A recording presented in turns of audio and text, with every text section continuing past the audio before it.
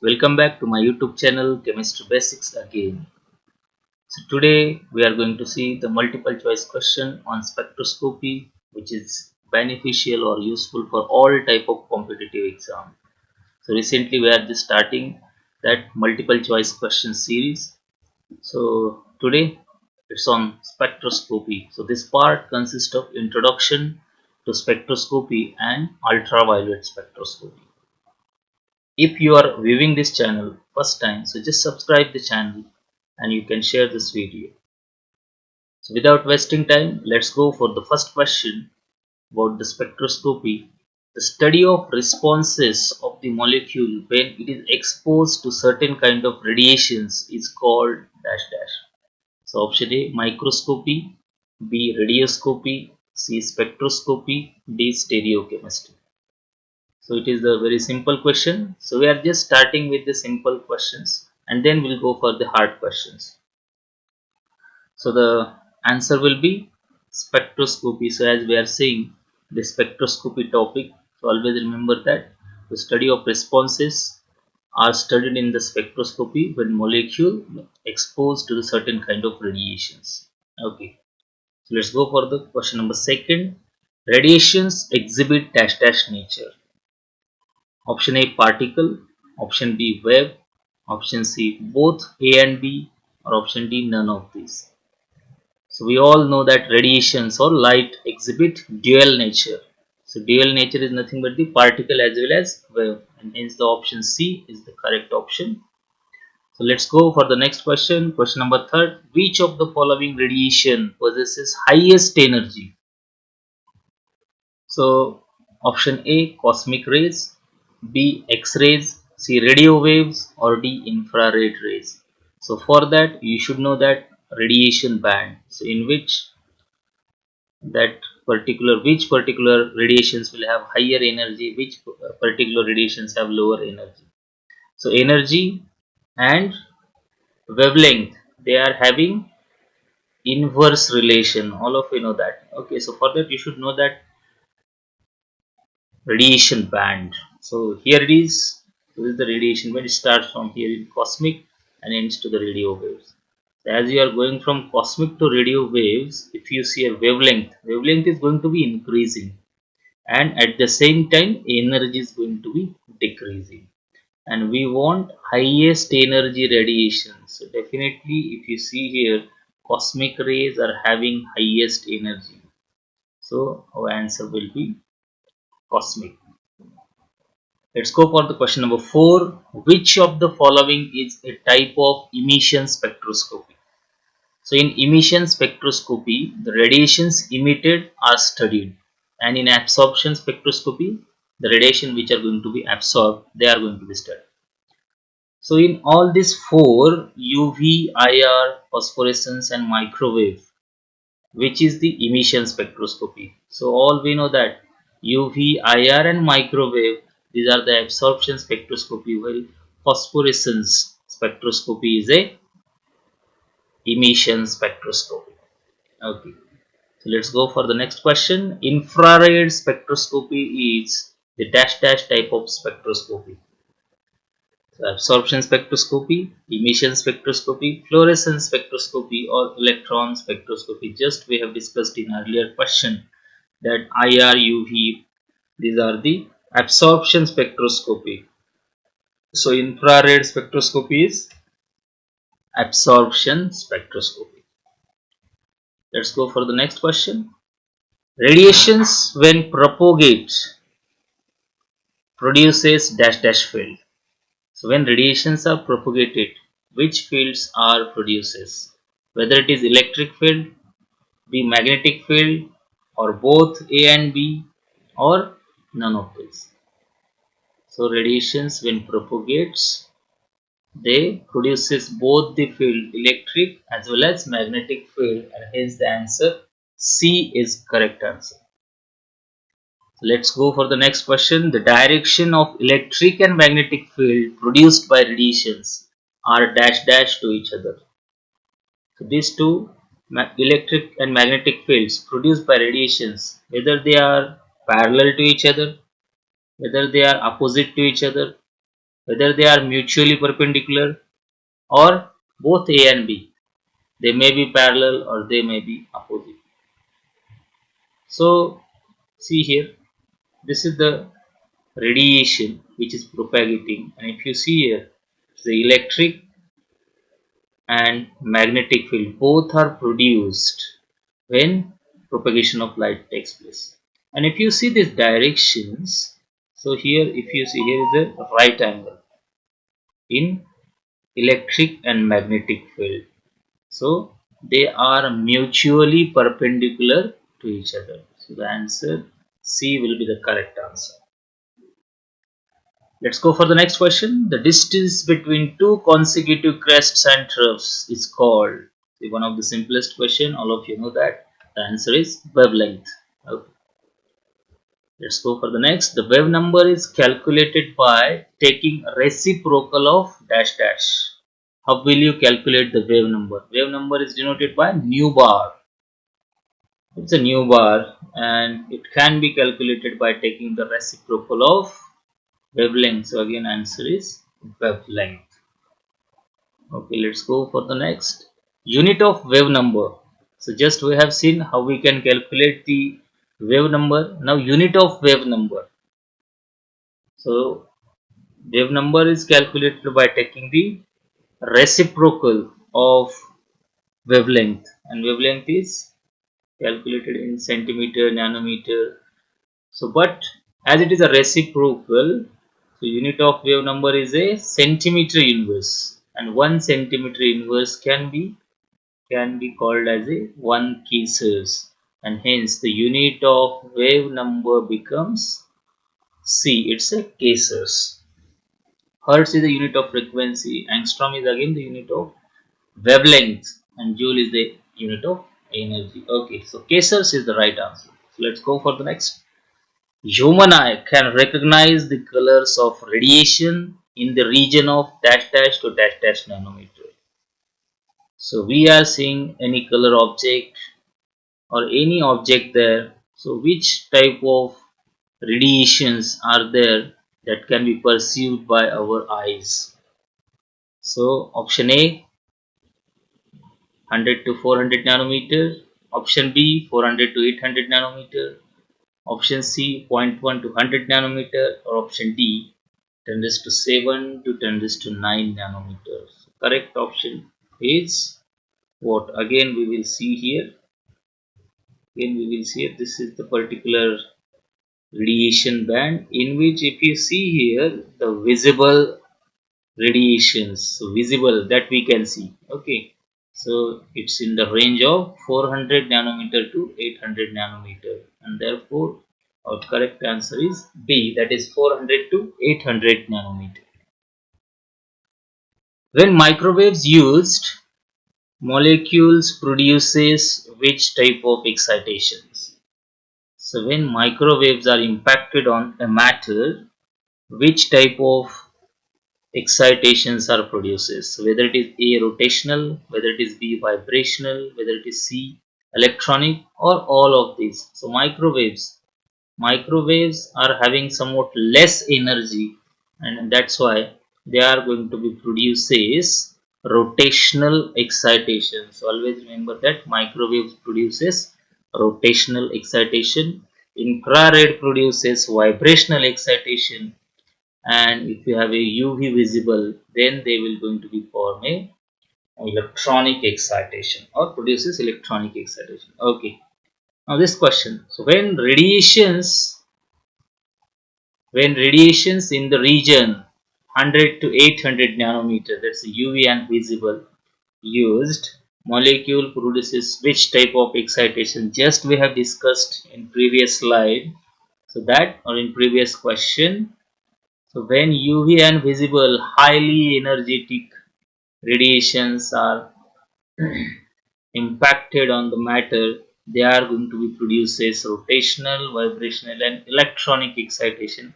So all of these excitations are going to be produces when UV and visible radiations are used. Let's go for the next. Dash dash radiation used in NMR spectroscopy. NMR is a nuclear magnetic spectroscopy. So which type of radiations are used in this? One of the important question. So whether it is a visible, UV, radio waves or microwaves. So correct option, all of you know that it's a radio waves, and NMR means nuclear magnetic resonance. Okay, so let's go for the next. Convert wavelength lambda 2.5 micron to centimeter inverse. So we have to convert lambda into centimeter inverse. That means we have to find out the wave number. And how to find out the wave number? Because we know that the unit of wave number is centimeter inverse and unit of lambda is given here micron. So first we will convert this micron into a centimeter and then we will take its reciprocal. Okay. So here lambda, if it is 1 micron, so 1 micron equal to 10 raised to minus 4 centimeter, and we have given it say 2.5 microns. Therefore 2.5 into 10 raised to minus 4 centimeter. Now wave number we have to calculate. So wave number is a nu bar, is a reciprocal of the lambda. So 1 upon 2.5 into 10 raised to minus 4 centimeter, and if we are solving this, so you will get 4000 centimeter inverse. So the option A will be the correct answer. So in this way we can easily convert the micron into a centimeter inverse. Centimeter inverse is also known as Kessers, that already we have seen. Okay.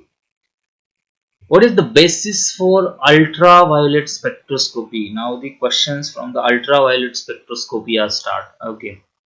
So what is the basic, or what is the basis for ultraviolet spectroscopy principle? So whether it is the Tyndall effect, Beer-Lambert's law, Snell's law or Nernst law. So it's a Beer-Lambert's law. Okay. In dilute solutions or transparent solvent. So what will be the answer? So option A, the spectra becomes invisible, the solvent interferes with the spectra of the compound, or the spectra becomes broad, or none of this. So we know that UV spectroscopy is related with the color absorption. Okay. So if you are taking the any dark solutions, it may interfere. So always UV spectrums are recorded in dilute solutions or transparent solution there. So it should not interfere with the spectra of the compound. So the option B will be the correct answer. Let's go for the question 18. The relative energies for electronic transitions are in the following order. So electronic transitions will be there. Okay, some options are given here just like a sigma to sigma star, pi to pi star, n to pi star, like that. So what is that sigma, sigma star, pi, pi star? So all of you know that sigma and pi are the bonding orbitals of the molecule, and pi star and sigma star the anti-bonding molecular orbital, and n is nothing but the non-bonding electron pairs or unshared electron pair. So when that particular electrons are excited from sigma to sigma star, pi to pi star, n to pi star or n to sigma star, so which transition will require the higher energy, or which transitions will require the lower energy? So for that you should know that energy transitions or electronic transitions. So here it is. So if you see here, these are all, see the sigma and pi, these are the bonding molecular orbital, and pi star and sigma star, these are the anti-bonding molecular orbital, and they are always having the higher energy. And here is the non-bonding electron, unshared electron pairs. If you see here, if electron should go from sigma to sigma star, so it will have the very high energy. So sigma to sigma star will require the highest energy. So either option A or C should be correct, not B and D. So after that we have to check for n to pi star and n to sigma star. So see here, n to pi star and n to sigma star. So n to sigma star require a more energy as compared to n to pi star. So n to sigma star here, so it's a second having most energy, and then pi to pi star and then n to pi star. So option C will be the correct answer. Let's go for the question number. So the question number 19, UV spectroscopy can be used to distinguish between option A, conjugated and isolated diene, option B, carbonyl and alpha beta unsaturated carbonyl compound, option C, cis and trans isomer, or all of these. So usually conjugated dienes or carbonyl compounds absorb at the higher wavelength. So we can easily distinguish any conjugated and isolated diene. So conjugated diene will absorb at the higher wavelength as compared to the isolated diene. So in carbonyl and alpha beta unsaturated carbonyl compound, alpha beta unsaturated carbonyl compound will absorb at the higher wavelength as compared to the normal carbonyl compound. And in cis and trans isomer will absorb at the higher wavelength due to the increase in length of chromophore, and therefore we can all conjugated and isolated diene, carbonyl and alpha beta unsaturated carbonyl compound, cis and trans isomer, all are going to be distinguished. So all of these is the correct answer. Let's go for the next question. An isolated functional group capable of absorbing UV radiation is called. So option A, oxochrome, option B, chromophore, option C, oxidant, or option D, adsorbate. So all of we know that what is meant by chromophore. So chromo means color and phore means bearing. So color bearing groups are generally absorbing the UV radiations, and therefore option B will be the correct answer. Let's go for the next question. Which one of the following is not chromophore? Not chromophore. Chromophores are generally color absorbing compounds, and for that there has to be a double bond, whether it is a carbon carbon double bond, carbon oxygen double bond, or nitrogen oxygen double bond. So if you see in all these four options, only OH group is there that is not having a double bond. So N double bond or nitroso group having, carbonyl group having, nitro group having the double bonds, but OH is not having any double bond, and therefore option C is the correct answer. Let's go for the next. An absorption towards longer wavelength is known as what? So whether it is A, hypsochromic shift, B, bathochromic shift, C, hyperchromic shift, or D, hypochromic shift. So out of these four, so option C and option D, if you see hyperchromic and hypochromic, these are generally related with the intensity of radiation. So that are not going to be related with the longer wavelength absorption. So answer will be in A or B. So when absorption taking place towards the longer wavelength, then it is called as a bathochromic shift. It has other name also, that is the red shift. So always remember that. So option B is the correct answer. Hypsochromic shift, absorption towards the shorter wavelength. So now in this case, bathochromic shift, as it's given here, longer wavelength, absorption towards the longer wavelength. Okay, let's go for the question number 23. Paranitrophenol shows a red shift in alkaline medium because, so option A, whether it is negatively charged, option D, localize electron more effectively, or the lone pair of oxygen of OH is more easily delocalized. Option C, the hydroxyl group is meta-orienting, or option D, none of these. So for that we should know the reaction between paranitrophenol and alkaline medium. So here it is. If you see here paranitrophenol, and if you are taking the alkaline medium, so it will be converted into a corresponding phenoxide ion. So in this case, in both cases, if you see, so oxygen donating its electron pair in first case, and in second case negative charge is donating or delocalizing in the final ring. So in both cases the negative charge is usually more effective delocalization as compared to unshared pair of electron, and therefore option A will be the correct answer. So let's go for the next. Aniline shows blue shift in acidic medium because if you see the option, the NH2 group is electron withdrawing, the lone pair of nitrogen is not available for delocalization, the NH2 group is meta orienting, or none of this. So again we will see the reaction of aniline in acidic medium. What will happen? So if you see here, aniline when reacted with a acid HCl, there is a formation of anilium ion. So there will be protonation of NH2 group. So in first case, that unshared electron pair is delocalized and that delocalization is absent in second case, and whenever delocalization is there, it will absorb at the longer wavelength and therefore it's showing the blue shade. So in case of B, there will be no delocalization of lone pair because it's not available due to the protonation, and hence answer B will be the correct answer, that lone pair of nitrogen is not available for delocalization. Now next question, which of the following compound absorbs light with the longest wavelength?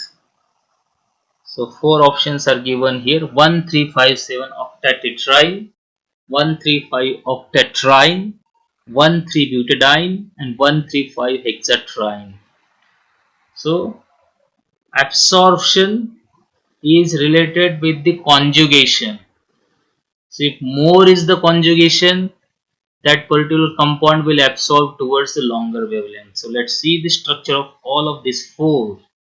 So here it is there. So first 1357 octatetraene, then second is 135 octatetraene. Sorry, first is 1357 octatetraene, then B is 135 octatetraene, and then 13-butadiene is given here, and lastly 135 hexatriene. So out of these four, if you see the structure first, here four double bonds that are in conjugation, and here are only three. So here 2 and 3 there. Okay. So basically here is a more conjugated compound, and hence option A will be the correct answer, that is 1357 octatetraene. Now next question, which compound shows the longest lambda max in the UV spectrum? So which compound will show the longest lambda max in the UV spectrum? So option A is the toluene, benzoic acid, styrene, paravinyl benzoic acid. All of you are getting the answer? No? So let's see the structures. So all these four structures I have shown here. So first is the toluene, second is benzoic acid, then styrene, and paravinyl benzoic acid. So the compound which showing the extended conjugation will absorb towards the longest wavelength. So where will be the extended conjugation? So in first and second case there will be no extended conjugation, but in case of third and fourth, if you see, that particular vinyl group may delocalized in the ring, but if you see in case of paravinyl benzoic acid, that vinyl group, that pi electron can delocalized in the ring and it can go outside the ring also, due to the carboxylic group and vinyl group, they are para to each other, and therefore it can show the extended conjugation, and therefore it will absorb towards the longest wavelength. That's the highest lambda max will be there, and hence the answer will be paravinyl benzoic acid. The next question, trans stilbene absorbs at higher wavelength than cis stilbene. What should be the reason? So the length of chromophore decreases, the length of chromophore increases, pi to pi star transition requires higher energy, or none of this. Already we have discussed this in earlier question. So let's see the structure of trans stilbene and cis stilbene. These are the two structures. If you see here, in case of cis stilbene, the hydrogens at ortho position, they are going to be interacting with each other. They creates the steric interaction, and therefore that particular rings are generally going out of the plane. So not much more effective resonance will take place there. But in case of trans stilbene, as these phenyl rings are opposite to each other, so that particular orthohydrogens that are not going to be interacting with each other. So all these chromophores are in one plane and will have effective conjugation, effective resonance, effective delocalization. And secondly, if you see the distance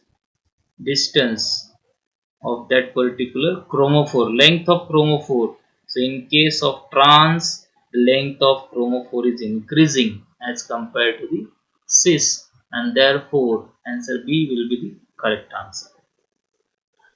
Let's go for the next. Which one of the following do not contain exocyclic double bond? So you should know first what is meant by exocyclic double bond. So exocyclic double bond means the double bond which is attached to ring from the outer side. Okay. So we have to just check out in all these four which reactions will have the double bond to the outside of the ring. So if you see the first structure, A structure, here if you see this double bond is outside of this particular ring. So this double bond is attached to this ring from outer side. Similarly, if you see here also same thing we'll observe. So this double bond will attach from the outer side to this ring. In this case, two exocyclic double bonds are there. See this as well as this. This will be attached to the outer side of this particular ring.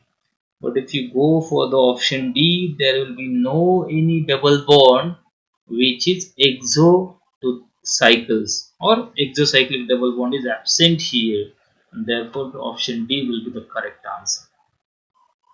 Let's go for the next question. The lambda max of the following compound is what? Whether it is 283 nanometer, 293 nanometer, 273 nanometer or 263 nanometer. So for that you should do that calculation by using Woodward-Fieser rule, and I have already made a one video on that how we can calculate the lambda max for the given compounds by using Woodward-Fieser rule. So link is given in the description, so you can go there and just watch that Woodward-Fieser rules for the calculation of lambda max. So here the answer is 283 nanometer. So how you are getting that 283 nanometer? So further you have to watch that video. Let's go for the next. The lambda max of the following compound is. So here it is a enone system. So again same thing, that you have to watch that video for how we can calculate the lambda max value for the enone system. So the answer will be 252 nanometer. So you have to watch that video for this. Okay. So we have completed all that multiple choice questions and spectroscopy. So if you like this video, so just subscribe the channel, press the bell icon button and share the video and comment if you like this. So thank you very much.